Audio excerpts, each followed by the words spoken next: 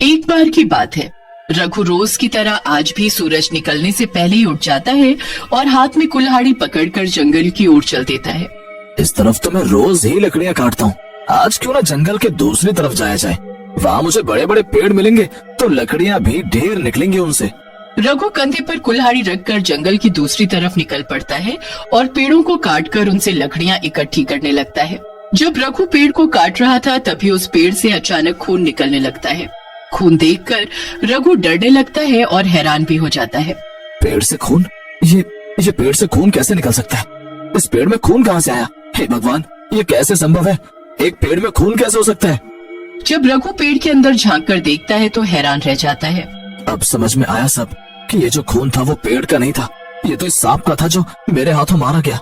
और मैं बेकार में ये सोचकर परेशान था कि पेड़ से खून कैसे निकल रहा है। खैर, इस जंगल में न जाने कितने सांप हैं और ऐसे रोज कितने मरते होंगे। इस सांप को यहीं पड़ा रहने दिया जाए और अब घर चला जाए, क्योंकि अब बहुत सारी लकड़ियाँ इकट्ठी हो चुकी हैं।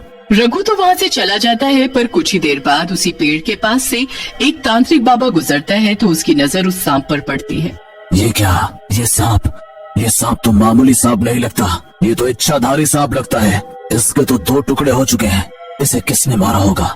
देखो, मरने के बाद भी ये तड़प रहा है। इसका मतलब इस सांप में अभी भी जान है। मुझे इसे जीवित करना ही होगा किसी भी हाल में। तांत्रिक सांप के दोनों टुकड़ों को उठाता है और अपनी तंत्र विद्या से उन टुकड़ों को जोड़कर एक करने लगता है, पर बहुत कोशिश करने पर भी तांत्रिक सांप के टुकड़ों को एक नहीं कर पाता। तभी तांत्रिक अपने थैले से एक बोतल निकालता है। इस बोतल में मैंने कई सालों से एक भूत को पकड़कर बंद कर रखा है। अब मैं इस भूत का आधा धड़ इस सांप के लगा दूंगा, फिर ये सांप जीवित हो उठेगा। तांत्रिक बोतल के अंदर से भूत को निकालता है और उसके 2 टुकड़े करके एक टुकड़ा सांप के साथ रखकर जोड़ देता है। फिर कुछ देर आंखें बंद करके मंत्र बोलता है और सांप को जीवित कर देता है। अब सांप का ऊपरी हिस्सा एक भूत का और बाकी हिस्सा सांप का। ए तांत्रिक, तूने क्या किया? मेरे शरीर का ये क्या हाल कर दिया? तू अब नहीं बचेगा। मुझे हाथ भी लगाया तो मैं तुझे भस्म कर दूंगा, और बात रही तेरे शरीर की, उसे मैंने जीवन दान दिया है। अरे तुझे तो कोई मार कर तुम्हारे टुकड़े कर कर चला गया। तुम लहूलुहान वहाँ पड़े थे। उसके बाद मैंने तुम्हें पहले जैसा करने की बहुत कोशिश की पर नहीं कर पाया। उसके बाद बस यही एक रास्ता बचा था मेरे पास, तुम्हें जीवित करने का। पर इस भूत को ही मेरे धड़ से क्यों जोड़ा? कोई और नहीं मिला था क्या तुझे? ये दिखने में कितना बदसूरत और भद्दा है, ऊपर से काला। मेरा चमकीला और सुंदर शरीर बिगाड़ डाला तूने। अब जरा देखो, मुझे ऊपर से लेकर नीचे तक बदसूरत तो हूँ ही और काला भी हो गया। तुम चिंता मत करो, मैंने तुम्हें जीवन दान दिया है तो तुम्हारा शरीर भी पहले जैसा कर सकता हूँ, पर उसमें थोड़ा वक्त लगेगा। अब मैं तुम्हें जैसा कहूंगा तुम्हें वैसा ही करना होगा। वो काम पूरा होते ही तुम पहले जैसे हो जाओगे। तुम जैसा कहोगे मैं वैसा ही करूंगा, बस मुझे मेरा पहले जैसा शरीर लौटा दो। फिर सुनो, तुम्हें क्या करना है, तुम्हें गांव से रोज एक हट्टा कट्टा इंसान उठाकर मेरे पास लाना है। उसके खून से ही मैं तुम्हारे लिए पूजा करूंगा। और हाँ, जब भी मैं ये पूजा करूं तुम मेरे आसपास भी नहीं रहोगे, मुझे पूजा करते वक्त नहीं देखोगे। जाओ, अब अपना काम करो। भूतिया सांप जाकर गांव में घुस जाता है और इधर उधर तबाही मचाने लगता है। वो क्या है? अब ये गांव में कौन सी बला घुसी है? ये तो भूत है।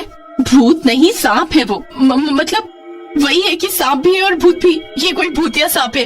देखो देखो, वो कितना काला है। तुम्हें पता है काला सांप बहुत जहरीला होता है, उसका काटा कोई इंसान बचता नहीं। यहाँ खड़े मत रहो, आप अपनी अपनी जान बचाओ, भागो। तभी भूतिया सांप पांडु को अपने हाथों में उठा लेता है।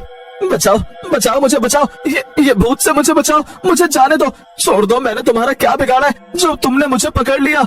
भूतिया सांप पांडु को उठाकर तांत्रिक के पास ले जाता है। तांत्रिक पांडु की बलि चढ़ाता है और उसे मार देता है और फिर उसके शरीर का खून निकाल कर पी जाता है। आज तो मजा ही आ गया, खून पीकर कलेजे को ठंडक मिल गई। बस ऐसे ही मुझे ताजा ताजा खून मिलता रहे, फिर उसके बाद सुबह होते ही भूतिया सांप तांत्रिक के पास पहुंचता है। तुमने जैसा कहा मैंने वैसा ही किया, अब तो मुझे पहले जैसा कर दो। ये काम इतनी जल्दी नहीं हो सकता, मुझे और इंसान चाहिए और पूजा करनी होगी। इसलिए अभी जाओ और ले आओ मेरे पास उन गांव वालों को उठाकर। भूतिया काला सांप पहले की तरह होने के लिए व्याकुल हो रहा था, इसलिए वो गांव के भोले भाले लोगों को उठाकर तांत्रिक के हवाले करता जा रहा था और तांत्रिक उन सभी लोगों को मारकर उनका खून पीता। गांव के लोगों को भूतिया सांप का डर हर वक्त रहता था। वो भूतिया सांप मेरे जवान बेटे को उठा ले गया और मैं उसे बचा भी नहीं सका। मेरे बच्चे के साथ उसने क्या किया होगा, पता नहीं वो जिंदा भी है कि नहीं। काका ऐसे क्यों बोलते हो, उसे कुछ नहीं होगा। ये आफत पता नहीं कहाँ से आ गई है इस गांव में। वो भूतिया सांप क्यों लोगों को उठाकर ले जा रहा है? किसी ने उसका क्या बिगाड़ा है जो वो ऐसा कर रहा है?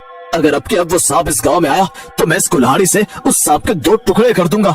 मुझे लगता है जैसे तुम सब मेरी ही बातें कर रहे हो। क्यों, सही बोला ना मैंने? सोमनाथ भाई, अब करो इस सांप के 2 टुकड़े अपनी कुल्हाड़ी से। अभी थोड़ी देर पहले तो तुम बड़ा चीख चीख कर बोल रहे थे कि मैं उस सांप के टुकड़े टुकड़े कर दूंगा। अब करो इसके टुकड़े। चुप करो तुम, वो तो मैं ऐसे ही बोल रहा था। अच्छा, तो तुम मेरे टुकड़े करोगे? मेरे टुकड़े करने से पहले तुम अपने आप को तो बचा लो। वो भूतिया सांप सोमनाथ को उठाकर ले जाता है और तांत्रिक के हवाले कर देता है। कई महीने बीत गए। भूतिया सांप अब तक गांव के आधे लोगों को उठा उठा कर तांत्रिक के हवाले कर चुका था। उस तांत्रिक ने जैसा कहा मैंने बिल्कुल वैसा ही किया, पर मेरा शरीर पहले जैसा बिल्कुल भी नहीं हुआ। ये तांत्रिक कब मुझे मेरा शरीर देगा? भूतिया सांप बहुत परेशान था। वो रात के वक्त ही तांत्रिक के पास जाता है, पर तांत्रिक को देखकर वो बहुत हैरान रह जाता है, क्योंकि तांत्रिक जंगल में कोई पूजा नहीं कर रहा था। वो तो एक इंसान को मारकर उसका खून निकाल कर पी रहा था। बस एक दिन और फिर मैं अमर हो जाऊंगा, हमेशा हमेशा के लिए। उस सांप को मैंने कैसे बेवकूफ बनाया। उसे लगता है कि मैं ये सब उसके लिए कर रहा हूँ। नहीं, ये सब तो मैं अपने लिए कर रहा हूँ। इन इंसानी खून को पीकर मेरे अंदर ताकत आती है और अब मैं इस पूरे शरीर से भी छुटकारा पा जाऊंगा। ये इंसानी खून मुझे हमेशा हमेशा के लिए जवान कर देगा। ये तांत्रिक मुझे कितने दिनों से बेवकूफ बना रहा था और मुझे इसकी चालाकी का जरा भी अंदाजा नहीं हुआ। पर अब नहीं, मैं सब जान गया हूँ और इस तांत्रिक को मैं इसके इरादों में कामयाब नहीं होने दूंगा। भूतिया सांप तांत्रिक के सामने जा खड़ा होता है। तांत्रिक, तूने अभी जो कहा वो मैंने सब सुना, और ये सब सुनने के बाद मैं तुझे तेरे इरादों में कामयाब नहीं होने दूंगा। झूठा फरेबी तांत्रिक, अमर तो मैं होकर रहूंगा चाहे जो हो जाए।